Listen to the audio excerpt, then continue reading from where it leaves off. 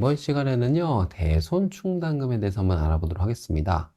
자, 회사가 매출 채권이 있는데요. 그 매출 채권에 대해서 당연히 채권은 돈이 아니잖아요. 돈을 받을 수 있는 권리다 보니까 회수를 해줘야 되거든요. 근데 그 회수 가능성을 판단해 줘야 되는 거죠. 그러니까 채무자의 여러 가지 상황으로 매출 채권이 있는데 채무자의 상황으로 그 중에서 일부를 못 받을 수 있는 부분들이 생길 수도 있잖아요. 그래서 그러한 채권에 대한 회수 가능성을 판단을 해줘야 되는 거고, 그때 못 받게 될 것 같은 부분들이 생기게 됐다. 그럼 그거를 그냥 내비두는 게 아니에요.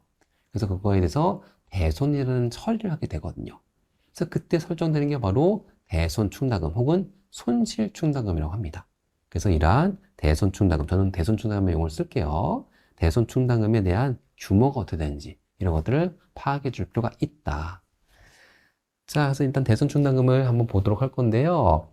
자, 아까도 말씀드렸지만 채무자의 여러 가지 상황이 있겠죠?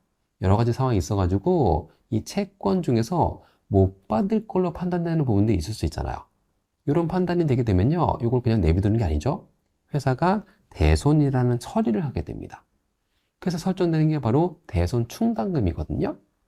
그래서 예를 들어가지고 이렇게 지금 나와 있습니다. 재무상태표에 매출채권 100억. 근데 그 밑에 대손충당금 해가지고 이렇게 가로 표시해 놓은 게 차감한다는 의미거든요. 대손충당금 마이너스 10억. 이렇게 써 있다. 그럼 이게 무슨 소리냐면요. 원래 매출채권이 100억이 있었어요.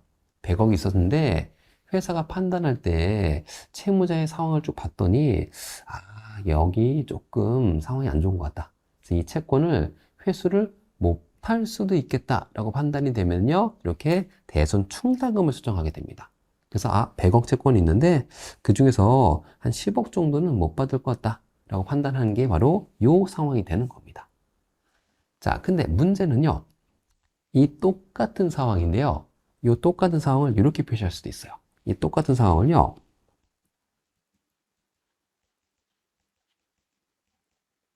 매출채권 90억 이렇게 표시할 수도 있습니다. 이쪽에 정보가 더 많습니까? 이쪽에 정보가 더 많습니까?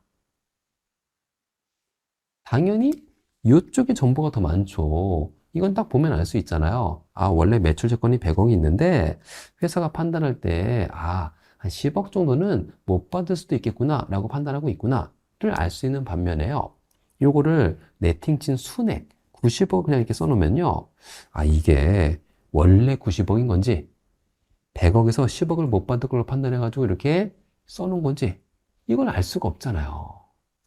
근데 요즘 재무집표들은요, 요런 방식도 쓰지만요, 이 방식도 많이 씁니다. 그럼 이렇게 써놓으면 이걸 어떻게 파악을 합니까?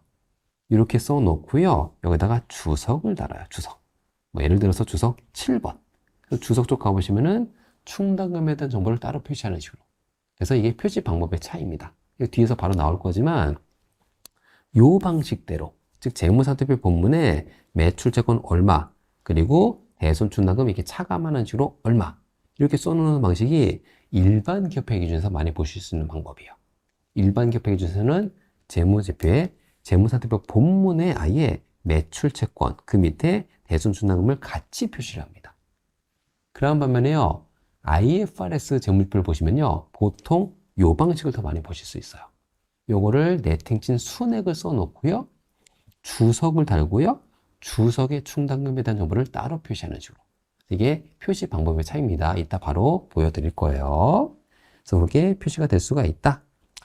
그래서 이렇게 대손 충당금이라는 게 설정이 될 수가 있는 거고, 이 충당금이 얼마나 잡혀 있는지 이런 내역들을 파악을 해줄 줄 아셔야 되죠. 그래서 이게 충당금이 만약에 설정이 많이 되어 있다라고 하면은요, 채권에 대해서 회수 가능성을 회사가 판단할 때, 일부는 못 받을 것 같다라는 판단을 하는 거니까요. 이게 비중이 높아진다라고 하면요, 이 나머지 채권에 대해서도 받을 수 있는지 이런 부분도 한번 고민해 볼 필요가 있겠죠. 그래서 이러한 대손 충당금이 얼마나 잡혀 있는지를 봐보실 필요가 있다.